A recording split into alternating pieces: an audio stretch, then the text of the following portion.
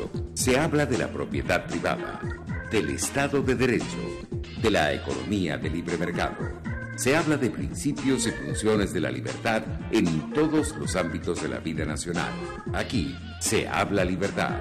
RCR presenta Aquí se habla libertad con Víctor Maldonado.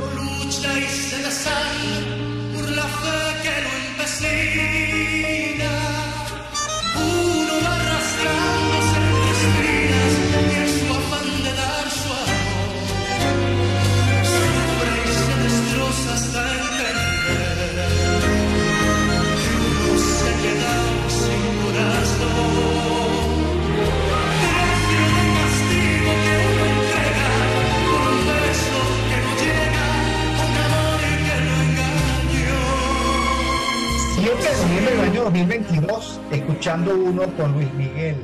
En el mejor momento de la canción, don Julio Pinto puso sus condiciones. Esta es una canción que aparece en el álbum Romances de 1997. Feliz lunes, feliz semana para todos los que nos están escuchando. Gracias a todos los que están conectados por rcr750.com, por las redes sociales @rcr750. Y también por las particulares, en el caso de Andrea Rondón, @rondón75, en mi caso, @bjmc, en el caso de Alexander Campos, que se incorpora en un rato, @camposalexander. Gracias a todos los que ya están en el canal de YouTube. Saludos a don Pedro de Armas, lunes romántico con Luis Miguel, un tango. Súper famoso el tango, súper famosa la interpretación, súper famoso Luis Miguel, y súper romántico efectivamente. Gracias a Jaime Nestares en la dirección general de la estación, a Willy Zarcaya en la gerencia de producción, Catherine Manzano, nuestra productora, Julio Pinto en los controles y Génesis Rodríguez en la producción de contenido. Y bueno, comenzamos hoy lunes con Andrea Rondón, que siempre nos trae comentarios, lectura de libros, referencias, sus vivencias, al fin y al cabo, como intelectual liberal. Andrea, buenos días. Buenos días, Víctor, ¿cómo estás? Feliz inicio de semana. Casualmente quería comentar un artículo recién publicado, creo que en el Nacional, no estoy muy segura, pero es sobre las librerías, que es como nuestros constantes temas de comentarios, porque bueno, no vamos a ocultar lo que ha ocurrido en los últimos años, y es que cada vez más librerías cierran, ¿no? Se han reinventado, la venta de libros en Venezuela ha cambiado dramáticamente. Entonces es un artículo de Flor Antonia Singer y Alonso Moleiro, titulado La soledad por el cierre de las librerías en Caracas y los libros que no emigran. Porque claro, inicia el artículo como referencia de El Buscón, que es una librería de ocasión. La librera es Catina Enríquez, y el 80% de esos libros son libros de segunda mano. El 80% de esos libros son de gente que dona sus bibliotecas porque se va del país.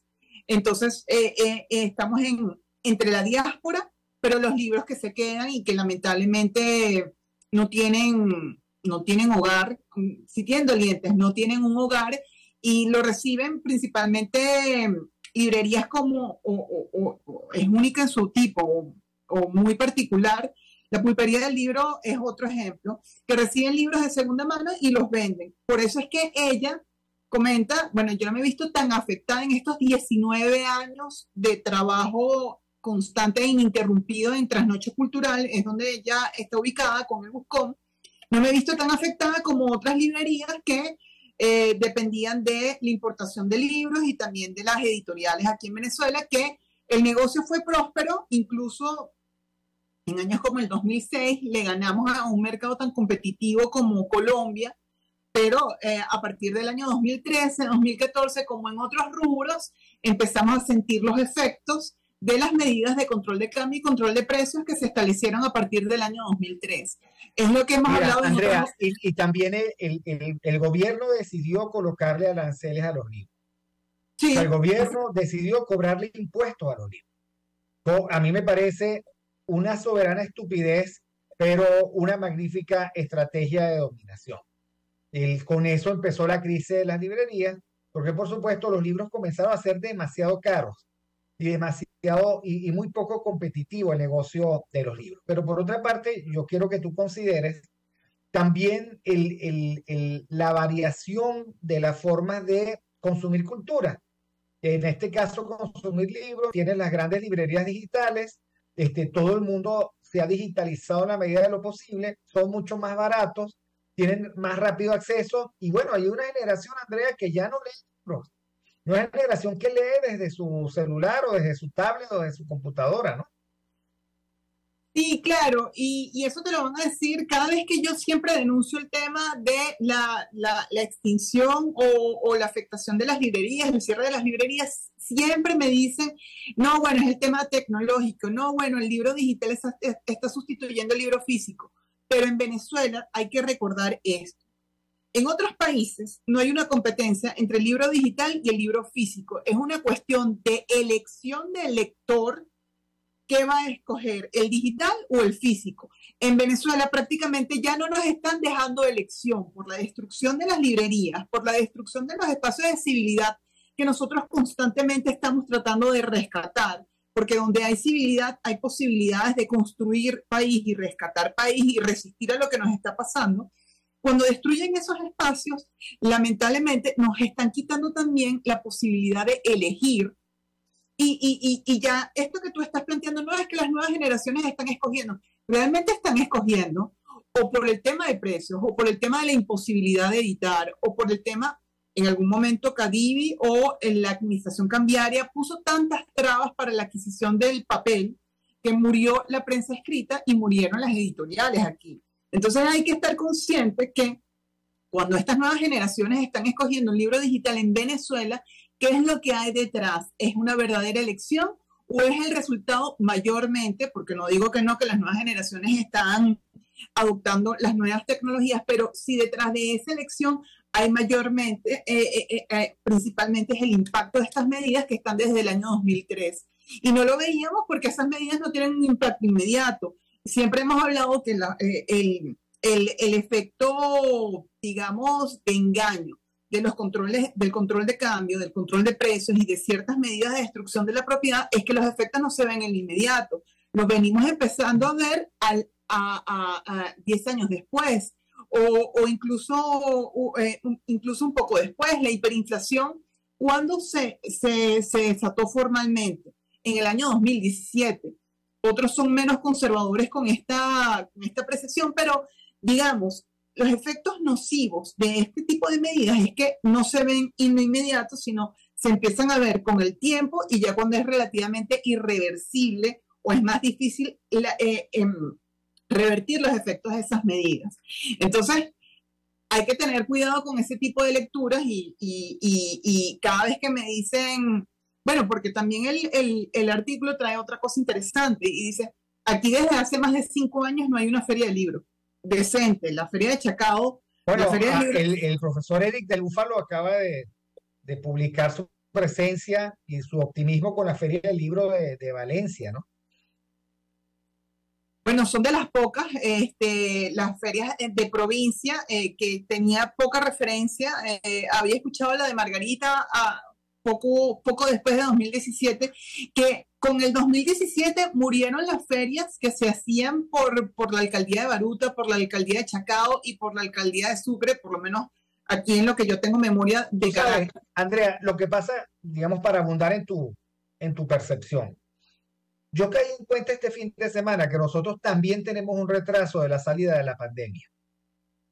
Por razones propias del país, porque nosotros además vivimos una circunstancia muy violenta desde el punto de vista de nuestros derechos, porque estamos guapeando a pesar de tantas calamidades. Nosotros ahora es que vamos saliendo, nosotros debemos tener como un año de retraso. Y claro, ahora es que se están replanteando los proyectos sociales. El proyectos sociales del tipo librerías o, perdón, ferias del libro, etcétera, que están volviendo a resurgir. Para colmo, en la temporada viene no una vaguada, sino, digamos, ondas tropicales seriales que han puesto al país en otra situación y que, por supuesto, para esas cosas públicas tampoco resulta demasiado conveniente. Yo no sé si nosotros, tú y yo, estamos sufriendo como una crisis de ansiedad porque nosotros vamos más adelante de ese retraso. Pero también quería proponerte esto. Los discos desaparecieron y ahora vuelven en términos de vintage, ¿no? O sea, como gran nostalgia. Las tiendas de discos y de CDs desaparecieron, pero volvieron a abrir ahorita una tienda de discos de acetato. O sea, lo que quiero decir es que nosotros que estamos tan atentos con el cambio tecnológico, con el libre mercado, con la competencia, vamos a ver seguramente, como lo hemos visto, querida Andrea, sectores completos que desaparecen o mutan a otro tipo de circunstancias. Ahora, yo extraño, como tú probablemente extrañes, a las librerías como puntos de encuentro, como espacios de solaz, como puntos de discusión que tú además aprovechaste muy bien en su momento, dando esas conferencias liberales, y yo no veo esos puntos de encuentro ahora tan democráticos. Hay unas cosas que son los coworking, que tú probablemente conozcas mejor que yo, pero yo no los veo como espacios absolutamente libertarios, democráticos, de entrada sin condición. Eso ya no lo veo en la ciudad. Y de repente eso es lo que echamos de menos, que alrededor del libro había una excusa para el encuentro, para el intercambio intelectual, para el reconocimiento del otro. Bueno, yo las librerías las disfrutaba muchísimo porque allí me conseguía con amigos, con intelectuales, con profesores. Uno como profesor en la librería daba cuenta, digamos, de la circunstancia y bueno, sí, efectivamente ese mundo y esa rutina desapareció. Claro, tú has mencionado varios aspectos a destacar y además yo siempre recuerdo que tú, cada vez que yo te invitaba a una de estas actividades, que fuiste a varias conmigo, para la rebelión de Atlas y Ayn Rand, porque yo siempre te tenía como, y te tengo como un objetivista de referencia aquí en Venezuela y en América Latina también, tú has señalado varios puntos a destacar. Tú hablas de los espacios de coworking. Perfecto, sí. Yo de hecho he hecho actividades, se dice, antes de la pandemia, en estos espacios, pero como su nombre lo dice, coworking, son espacios de trabajo, principalmente son oficinas temporales para personas que necesitan mejor internet, mejor espacio, que trabajan también desde su casa desde hace tiempo, mucho antes de la pandemia, porque aquí también los patrones de conducta en Venezuela son completamente distintos a como están en el resto del mundo. Entonces aquí los emprendimientos han surgido desde los hogares, han surgido desde otros espacios distintos a las oficinas se han mutado también, han cambiado de espacios y por eso es que los coworking aquí en Venezuela se empezó mucho antes de la pandemia, pero son espacios de trabajo. Nosotros estamos hablando de encuentros sociales en los que había intercambios de ideas entre otros lectores y el librero, que el librero tiene una función fundamental, es un experto que te orienta y no es un experto, no es un vendedor de libros, como erradamente señala el artículo que tiene deficiencias, el que estoy trayendo a colación, pero que me permite hablar de estos temas. Habla de librerías como ventas de libros. No, eso no es solamente ventas de libros. Como decía Javier Marichal, uno de nuestros libreros que siempre trato de recordar, él decía que el comercio nos hace seres humanos. El comercio de libros nos hace mejores seres humanos. Porque esto no es una zapatería. Esto es cuando empezaron a cerrar, empezaron a arremeter contra los medios de comunicación, cambiaron de manos de propietarios y cambiaron líneas editoriales. Muchos decían, bueno, esto es como si se vendiera también un local. Y yo, ya va, pero ¿sabes qué tipo de local estamos hablando? Los medios de comunicación están detrás del ejercicio de la libertad de expresión y al punto estamos que hoy en día ya no hablamos de medios de comunicación independientes. Es lo que estamos nosotros anticipando, esta ansiedad tal vez, esa perra ansiedad como la de que hablaba Sofía Inver y que Diego Arroyo la destaca en su libro Sofía Invergeni figura, esta ansiedad es porque hay algo detrás de todo esto que a mediano y corto plazo, a mediano y largo plazo se va a ver. Y es que si nos quitas espacios de civilidad, no vamos a tener ciudadanos. Y si no tenemos ciudadanos, pues vamos a tener siervos. Esto es casi como matemático, es un silogismo. Si me vas quitando estos elementos, entonces, ¿qué va quedando? Va quedando un siervo, un esclavo, que le va a parecer que sí, Venezuela se está arreglando y Venezuela no se está arreglando. Y la verdad, una condición muy animalesca del ser humano. Por ejemplo, ¿qué tendrán en la cabeza esos militantes ecologistas que están en contra, arremeten contra las obras de arte? Esos nunca aprendieron a amar la civilización, la civilidad, y ellos intentan confrontar esa construcción de belleza, igual que María Librerías, para llamar la atención. Pero también digo que la falta de cultura profunda, que es lectura.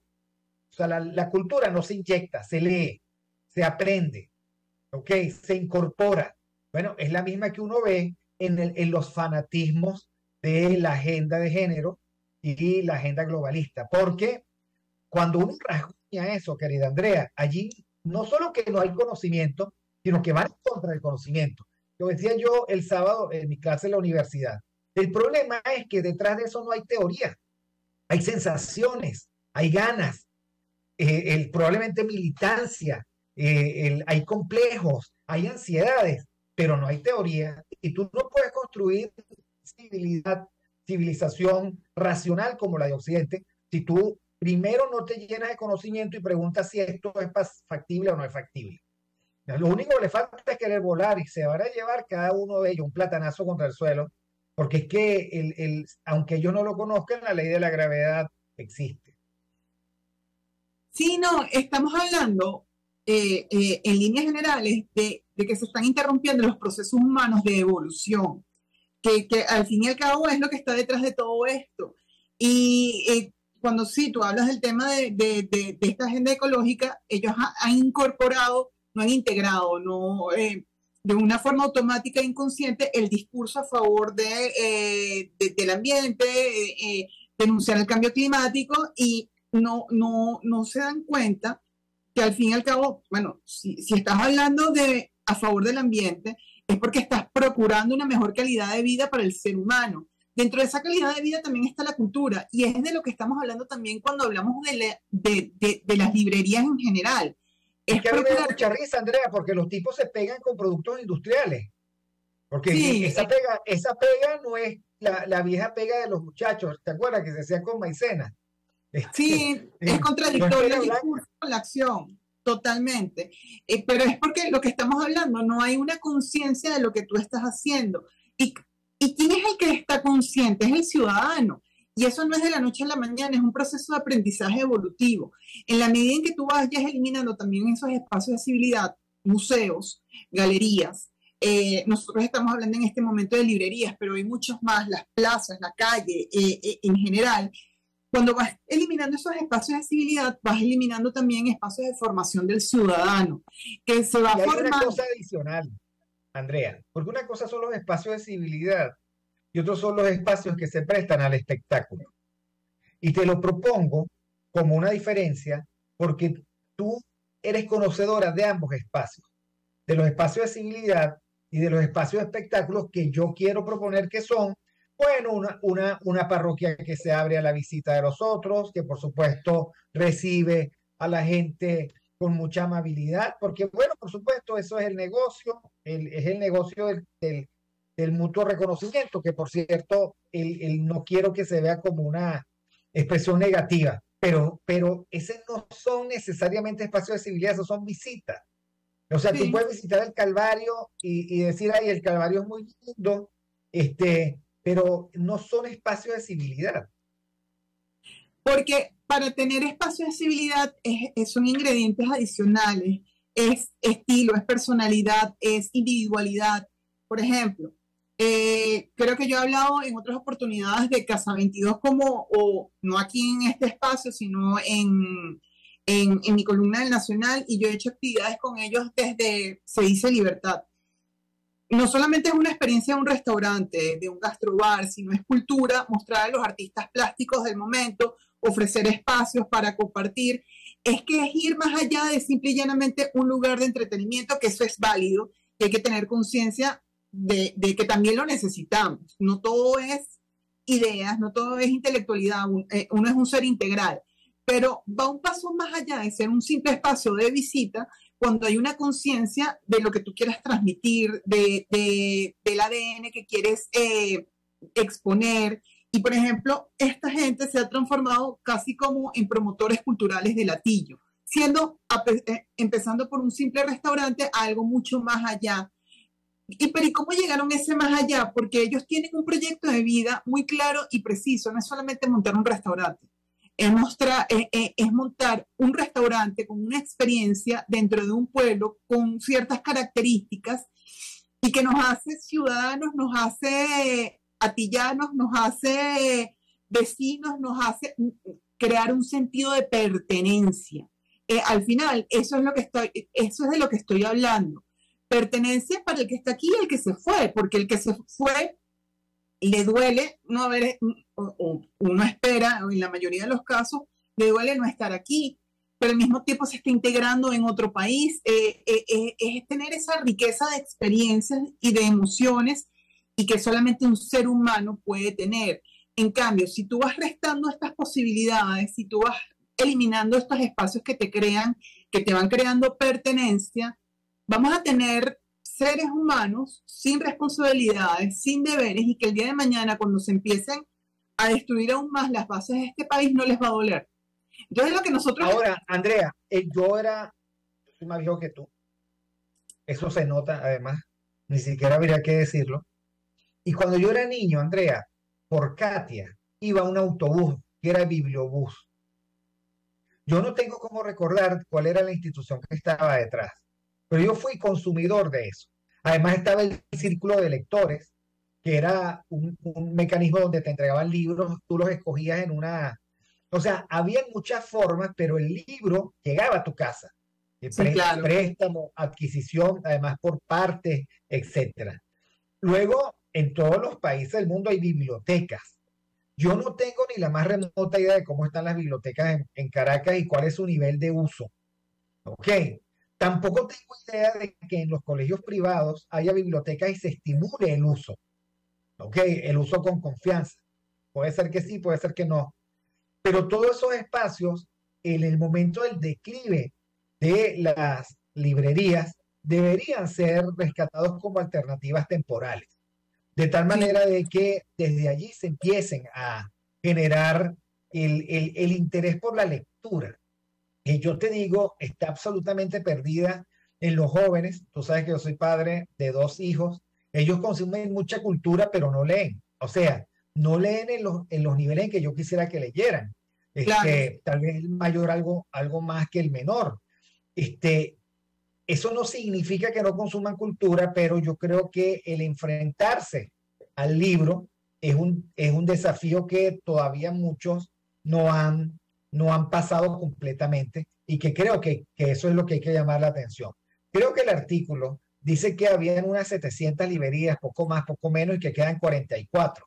Y esas 44 deben estar agonizando, además, ¿no? Porque además no hay renovación de títulos, no se traen los libros que son nuevos, cuando vienen son tan costosos que no son adquiribles. Está la librería de Sedice, ¿no? Como gran elemento de resistencia, ¿no?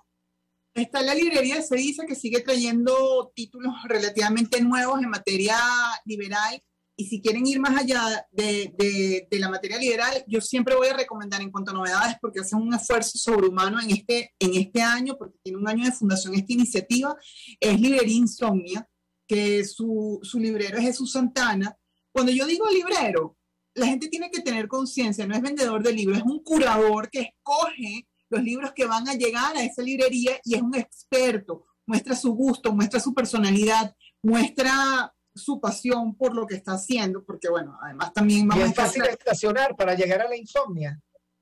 Sí, porque Insomnia opera en donde está la Poeteca, que sabemos que le hemos comentado en otras oportunidades, aquí que estamos hablando de bibliotecas, es una biblioteca destinada a la poesía y un poco más allá. Esto es una biblioteca de iniciativa privada, ya que estamos hablando, en el edificio Mene Grande de los Palos Grandes.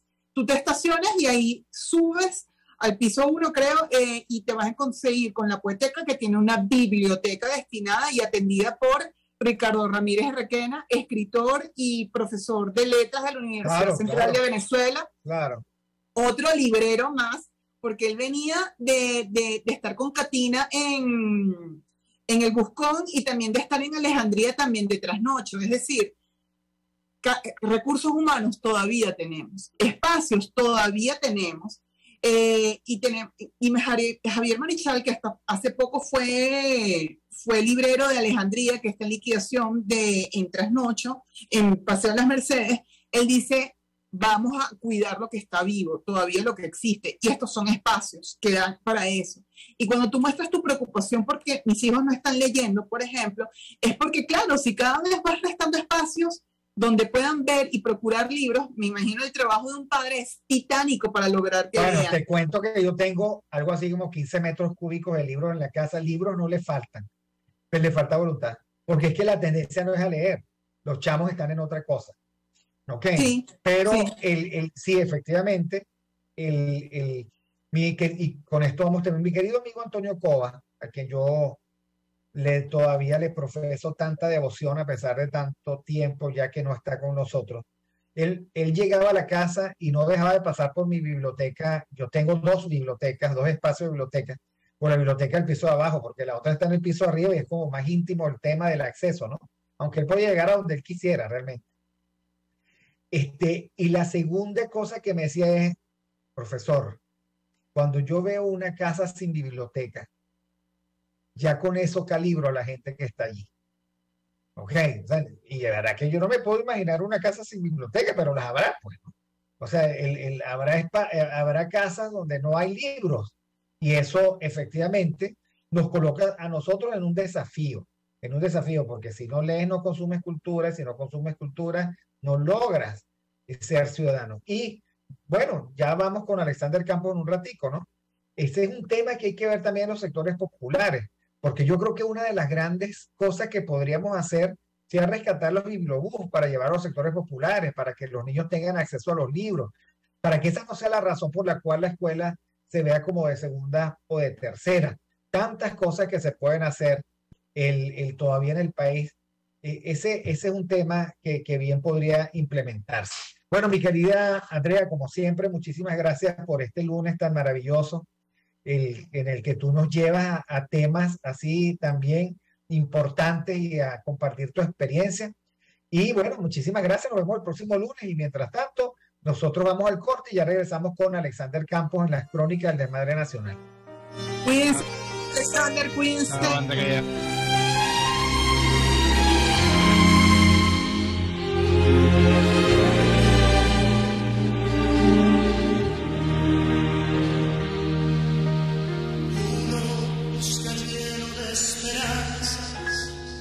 El camino que los sueños prometieron a sus ansias.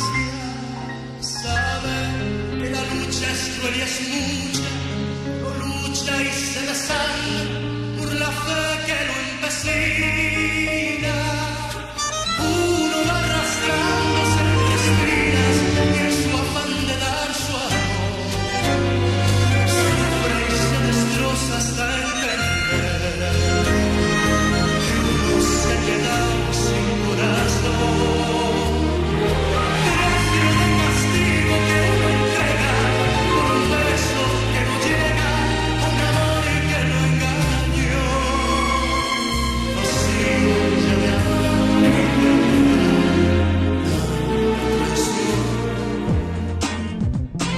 Aquí se debaten temas de interés nacional e internacional. Aquí se habla libertad con Víctor Maldonado. Solo por RCR.tv, la radio que se ve. Puedes seguirnos en nuestras redes sociales. En Twitter, @RCR750. La radio que se ve. En Global Therap seguimos comprometidos con tu rehabilitación física. Te ayudamos a recuperarte de tu posoperatorio y en el alivio del dolor. Búscanos en el Centro Comercial Multiplaza Paraíso Nivel Empresarial 2 a través de Twitter e Instagram o llámanos al 0412-256-1104. Y no olvides lavarte las manos con agua y jabón y cumplir con el distanciamiento social. Global Therap y despídete del dolor. Y ahora quiero hablarte de Comercializadora Prada, y ya de solo nombrarlo se me hace agua la boca, porque Comercializadora Prada son los más frescos quesos y embutidos que te llevan a tu casa. Todos los quesos, todos los embutidos, y como cuentan con proveedores exclusivos, te resulta mucho más económico. Llámalos ya, 0424-134-6035, en Instagram wprada.ve. Comercializadora Prada, todo en quesos y embutidos con la mejor relación precio-sabor. RCR 750 AM, porque lo bueno une. Puedes seguirnos en nuestras redes sociales. En Twitter, @RCR750, la radio que se ve. Y ahora quiero hablarte de la estación de servicio del Club Hípico, esa misma frente al Terras Plazas. Te invito a que la sigas en su Instagram, @BPTerrazas, donde en su historia están informando permanentemente la dinámica diaria en cuanto al servicio de surtido de gasolina. Con todos los mecanismos de pagos, la bomba Terrazas del Club Hípico cuenta con una gran tienda de conveniencia donde podrás encontrar todo lo que necesitas, tanto para ti como para tu carro, y también con atención de baterías Duncan. Estación de servicio Terrazas del Club Hípico. Calidad y servicio de primera clase. Moisés Naim en Efecto Naim. Hola, soy Moisés Naim desde Washington. Conéctese a rcr.tv. También nos puede seguir por @Efecto Naim en Twitter. Y estamos en Facebook y en Instagram. Y no olvide que puede disfrutar todos los contenidos del programa cuando usted quiera, suscribiéndose a nuestro canal de YouTube. Nos vemos en la radio. Los miércoles y viernes a las 7 de la noche. Solo por RCR 750 AM. Ideas para alcanzar un país con libertad económica, democracia política y seguridad jurídica. Aquí se habla libertad. Con Víctor Maldonado, solo por RCR.tv, la radio que se ve.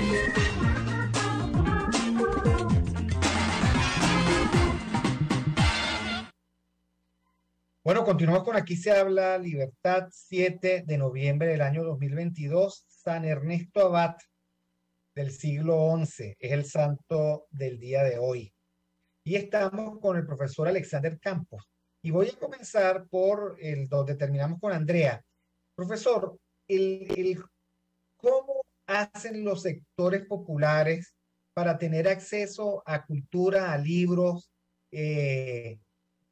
para que los niños sientan que están haciendo, digamos, las lecturas que les mandan? ¿Cómo está esa situación? Hola, buenas tardes. Perdón, buenos días. ¿Cómo está todo? Bueno, mira, la verdad es que creo que no de una forma distinta a la que ocurre en la mayoría de los, digamos, de los hogares venezolanos en general, porque la verdad es que los que tenemos acceso al formato antiguo de comunicación, que era el libro, y de cultura, que es el libro, la verdad es que somos pocos. Aunque es interesante, yo sigo por diversas razones, soy editor y pertenezco a algunas juntas de redacción de algunas editoriales y tal. Es interesante que vamos a decir, el reavivamiento del formato del libro en papel que se está viviendo en el mundo entero. Es interesante. Pareciera, hace algunos años, parecía que iba a desaparecer. Sin embargo, las cifras de las editoriales son muy interesantes. Pero el asunto no es, a mi entender, ya si es papel o no es papel. eso pareciera que esa es una discusión que no es la que se está debatiendo en este momento, porque vamos a decir, el pequeño target que ha quedado digamos, del que le gusta el formato en el papel, se está revitalizando y creo que se va a mantener en el espacio mínimo que, la verdad sea dicha, normalmente ha sido así. Normalmente ha sido así, solo que pareciera que ese mínimo ahora es un poco más mínimo. Es que el formato que ahora se está, digamos, viendo es el del formato tweet, el formato de pequeñas expresiones, relámpago, impactante, de pequeñas frases, sin un desarrollo muy largo, sin grandes demostraciones, que es el otro asunto. Eso es para mí lo importante. Pues para mí lo importante no es la extensión, sino el formato en el que se ha pensado esa extensión, sea pequeña o sea larga, no un formato argumentativo que ordena el pensamiento, que demuestra rigurosidad de pensamiento, que demuestra proceso en el pensar y que demuestra trabajo en llegar al razonamiento que llegaste, estés tú de acuerdo o no estés de acuerdo con eso. De eso no se trata, sino de la capacidad argumentativa. Hoy el formato es tweet, eso. Yo creo que es el resumen. Uno lo recoge en la universidad y no pueden hacer un ensayo. Esa es la tragedia. O sea, porque el problema no es que exista el formato tweet, el problema es que el conocimiento se produzca con ese formato. Porque no tú puedes comunicar con formato tweet, que es otra cosa. Tú puedes comunicarlo, ese producto de un trabajo laborioso y que lo resumes y lo colocas allí en un tweet, en una cadena, en un hilo, lo que tú quieras. Pero que el conocimiento sea así es un problema. Ahora, yo quería decir eso porque creo que nos asoma un poco esta discusión digamos, al momento de la cultura en este momento, y no solamente al momento de la cultura, sino al momento de la razón en este momento, porque al fin y al cabo el libro no es sino un producto del orden cultural, de la naturaleza cultural del momento. Entonces, el hecho de que estemos pasando de un formato a otros formatos, porque ya hemos pasado a varios formatos, pues nos va indicando eso. Bueno, lamentablemente en los sectores populares no solamente adolece de estar padeciendo de esta digamos, de este momento cultural, sino que además padece una gran cantidad de cosas que van desde la poca formación de los profesores, poca formación que se refleja en el poco apego a la lectura y a la escritura, no solamente del estudiante, sino del profesor, que es lo grave. El profesor es reflejo el estudiante es reflejo de lo que vive el profesor. Después, digamos, la poca o la escasa o la nula o la sencillamente inexistencia de espacios dedicados a la formación de este hábito, desde los pequeños, desde los momentos más pequeños hasta los momentos, digamos, más universitarios. Y cuando digo más universitarios, lo que quiero decir hasta los momentos de universidad, de pregrado, de posgrado, de técnico, de doctorado. Es decir, yo me he pasado por todos esos espacios y lamentablemente puedo decir que desde el doctorado hasta lamentablemente, nada primaria, sencillamente no hay formación para esto. Yo fui formado en un ambiente en el cual nosotros no trabajábamos con lo que hoy lamentablemente llaman guías. Bueno, agarren esta guía. Eso no existía. Recuerdo a Alejandro Moreno nos insultaba.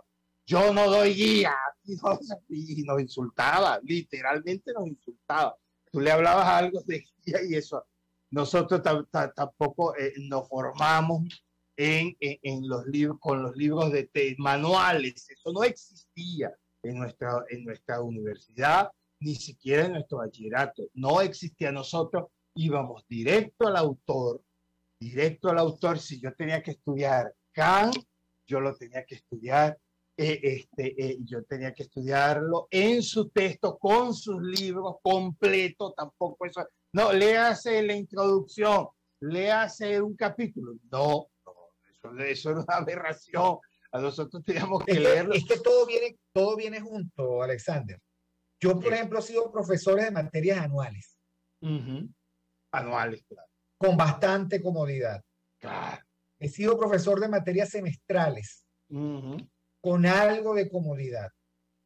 Pero a mí me resulta insoportable el rigor de las trimestrales, porque uno no puede desarrollar ningún tema. Y de paso te piden que tú desarrolles una línea completa, qué sé yo. En 8 clases ver, qué sé yo, teoría social, San Agustín, San no sé qué cuento, Hobbes, no sé, no hay forma. No hay forma. Eso es mentira. Es mentira, es decir, yo lo primero que hago con los alumnos es desmitificar el currículum que se me da para dar la clase. Esto es mentira, esto no se puede dar. Esto lo inventó alguien para no darlo, que dar un requisito. Esto no se puede dar, menos en un semestre, menos en un trimestre. Eso es mentira. Veamos qué decide. Vamos a incitar aquí método. Vamos a tratar de insinuar un método, vamos a tratar de señalar un método. Toquemos en este trimestre 2, 3 autores, 2, 3 libros, nos leemos completamente el autor, completamente desarrollamos el tema y lo analizamos rigurosamente y usted quédese con una clase. Al final digo, bueno, esto necesita de ser desarrollado por aquí, por aquí, por allá. Quédate con el método y en tu casa, con tu tiempo, con la libertad y con la seriedad y responsabilidad que te da un mayor de edad, una persona mayor de edad, pues revísalo. Despertarle a la gente las ganas. La curiosidad. Si yo al final de un trimestre logro que 1 o 2 de los 40 que están aquí se queden con ganas de seguir estudiando, yo dije, me gané esa plata que me pagaron, salve el día, salve el semestre, porque ya tampoco tengo las pretensiones de querer enamorar a ninguno de esas cosas que cuando uno se gradúa quiere hacer, de enamorar. Alexander, a todos. ¿cómo está operando la UCB? Porque tú eres profesor titular de la UCB. ¿Está operando ya? Es decir, está intentando hacerlo. Pues es decir, los que pueden ir, pues van, o los que podemos ir, vamos y damos clases presenciales, bimodales o sencillamente virtuales. Ahí vemos. El problema es que ahí se juntan 2 agendas, las agendas de los profesores o 3 agendas, profesores, universidad y alumnos. Es decir, la universidad tiene una agenda, los profesores tienen otra para sobrevivir, los alumnos tienen otras para vivir. Entonces, eso es estamos en el reino de la mentira. Cada uno se inventa cualquier cosa para decir, bueno, mira, aquí se graduó, aquí estamos haciendo esto. Yo la verdad es que intento que seamos lo más sinceros posible y que seamos responsables con lo que asumimos. Al inicio de clase digo, bueno, esto es lo que la universidad quiere, esto es lo que yo como profesor creo, como investigador, que ustedes necesitan. ¿Qué es lo que ustedes pueden dar? Lleguemos a un acuerdo. Esto es lo que podemos dar juntando las 3 agendas. Bien, ok, seamos responsables hasta el final del semestre. ¿Qué asumimos? Asumimos esto mínimo. Bueno, pero que seamos responsables con eso que asumimos. No asumamos mentiras que no podemos asumir. Entonces, volviendo a tu pregunta inicial, lamentablemente, entonces, para mí, yo creo que el gran problema de todo es el punto que te dije. Es decir, el profesor no tiene hábito de esto. No sabe leer la concha de... Me perdonan lo que estoy diciendo, yo sé que suena duro, pero yo creo que el 90% de nuestros maestros y profesores no saben leer. ¿Qué significa que no saben leer? Pues bueno, que no van más allá de silabar, de decir la palabra, juntarlas y reproducirlas, pero entender qué dice allí, bueno, a mí se me hace bien difícil. Es que yo he hecho la experiencia hasta en doctorado y recuerdo, es decir, no es que recuerdo, decía, a mí me da mucho dolor ver que nuestros profesores no logran descifrar, interpretar, leer, eso es leer un párrafo, perdonen que ya no es ni siquiera un capítulo, no es un libro, un párrafo, es decirle, ¿qué dice este autor aquí? ¿Qué dice? Cuando los enfrentas a que ir más allá y no dejarlos elucubrar, sino no, el párrafo. Yo no quiero que tú me digas y me interpretes lo que tú crees que dice ahí. No. ¿Qué dice el autor? Solo, ¿qué dice el autor? Ya después iremos a ver qué dices tú, qué le criticamos. Eso es otro paso. El primer paso que activa las líneas argumentativas. Reconocer qué dice el otro. No lo dan, Víctor. No lo dan, y eso me produce una tristeza tremenda porque significa que todo lo demás a partir de ahí es mentira. Absoluta mentira. ¿Por qué significa? Porque si tú no sabes qué te están diciendo, pues caramba. Entonces, claro. Ahora, esto forma parte, estos esfuerzos, forma parte de una, ya no podemos hablar de normalización, sino bueno, esto es lo que hay. Es una especie de adaptación a unas circunstancias muy terribles, con gente comprometida para que no mueran las instituciones, ¿no? Los maestros que están allá, que son los que tenemos, yo recuerdo hace muchos años, Alfredo Keller me decía, nosotros hemos transformado a nuestros maestros en expertos en formatos, pero muy vacíos de contenido. Entonces, bueno, todo un formato.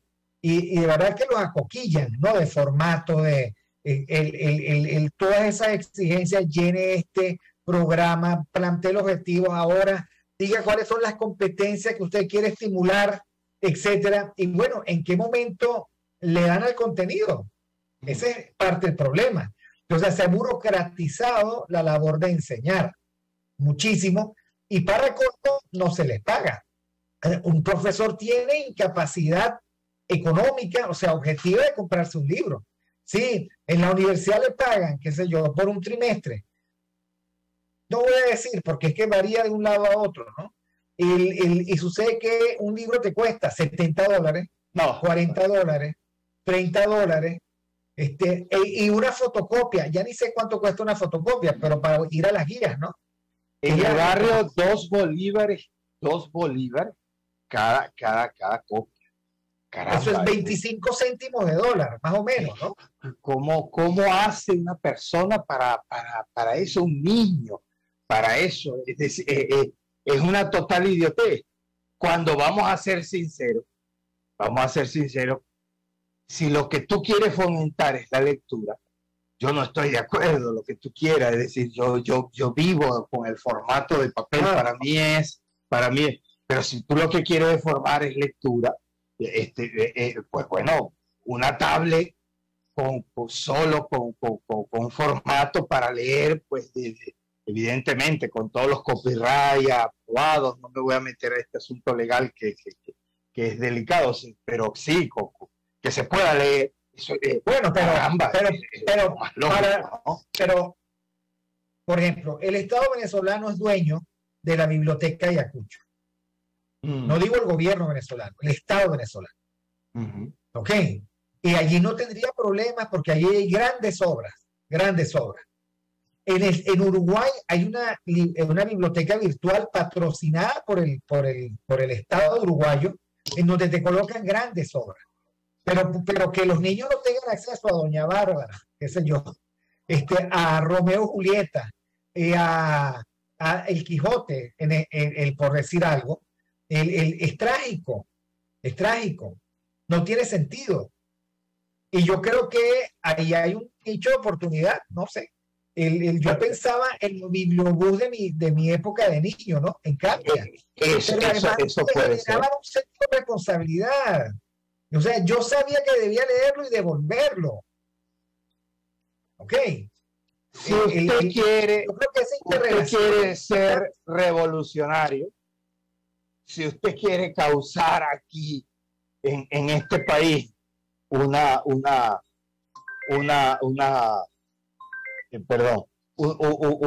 revolución, enseña a leer y enseña a escribir.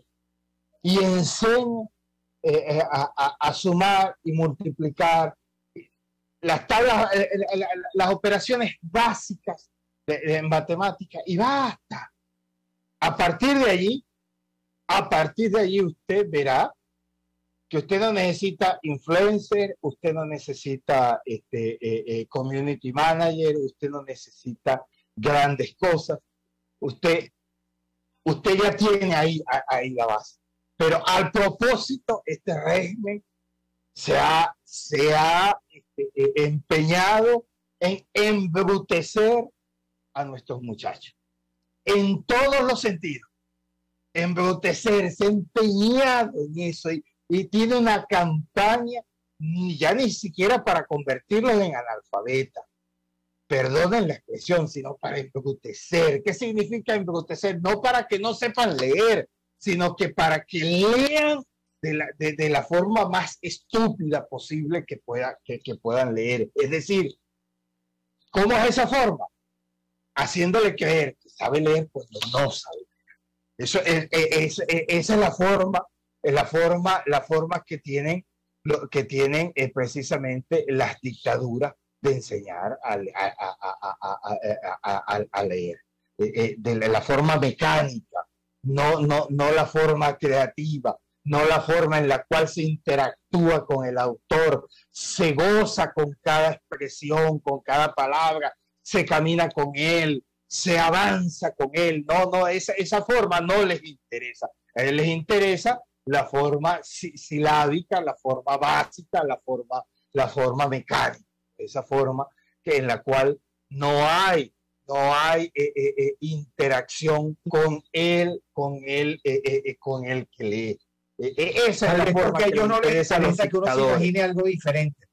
Uno se imagina un futuro diferente, que la imaginación es la gran partera de la innovación. Yo quería cerrar, Alexander, sin preguntarte por los prejuicios que estas vaguadas hicieron en el barrio San Isidro. Estuve viendo algunas presentaciones de esta joven de 20, ahorita exactamente no recuerdo el nombre. ¿Cómo se llama? Xiomara, exacto. Y bueno, quería saber en qué estaban. Sí, bueno, mira, lamentablemente, bueno, por el mal mantenimiento, porque yo la verdad es que no pongo en primer lugar la situación atmosférica. Con eso debemos contar. Y si hubiésemos contado con eso, pues no hubiese sucedido esto. Pues, lamentablemente por el mal mantenimiento de las quebradas, por el mal mantenimiento y el mal manejo de los desechos urbanos, pues estas lluvias han provocado el desvío de estas aguas negras hacia zonas pobladas, y nuestra zona tuvo por lo menos la afectación de 25 familias, 10 de ellas mucho más afectadas que todos. Pues la iglesia pues se hizo presente a través de Cáritas, el centro juvenil nuestro pues se hizo presente con ellos, los tratamos de ayudar. Ellos no se quieren ir, ni quieren aceptar ninguna ayuda que venga del gobierno que implique irse, porque saben lo que significa que los manden a unos refugios. Pues bueno, Cáritas, el centro juvenil de nuestra parroquia, gente tan caritativa y tan activa como Xiomara, y con su equipo de Sucre, pues visitaron el barrio, han ido a asumir y a darles ayuda. Y ahí estamos. Esta semana hicimos fin de semana unas jornadas médicas, se les ha conseguido medicina, comida. La generosidad no ha faltado y el apoyo, gracias a Dios, no ha faltado, pero bueno, el gran problema, la verdad, es que no es la solidaridad, no es el apoyo de la gente, de eso sobra el venezolano, de eso. El gran problema es que esa generosidad y esa solidaridad se pueda digamos, encauzar en algo mucho más grande que en pequeñas cosas como esta. Si el gobierno se dedicara, si el régimen se dedicara, pero no se va a dedicar porque su naturaleza es otra, y esperarlo de ellos es tontería. Yo no pierdo el tiempo esperando algo que no está en su naturaleza. Esperar y pedirles algo a ellos que no están en su naturaleza es precisamente crear conciencias dependientes. Yo creo que aquí, precisamente, para que eso no vuelva a suceder, para que Tejería, para que y el Castaño y todo eso no vuelva a suceder, o por lo menos si sucede en otras circunstancias, tenemos que urgentemente sacar a este régimen, que lo que produce es damnificado. Desde que nació, desde que surgió, lo que ha producido es damnificado y seguirá produciendo damnificado. De eso no hay la menor. Y cada vez que son damnificados se nota, digamos, la gran mentira, la inmensa mentira de las millones de casas que supuestamente se construyeron.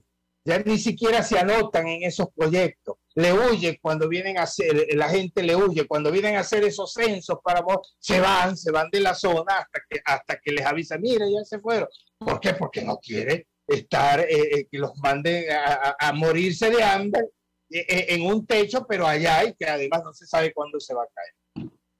Bueno, Alexander, muchísimas gracias por esta... Gracias a ti por la participación. Jaime, en la dirección general de la estación, Wilitza Arcaya en la gerencia de producción, Catherine Manzano en la producción, Julio Pinto en los controles y Genesis Rodríguez en la producción de contenido. Fuerte abrazo a todos, nos vemos el miércoles.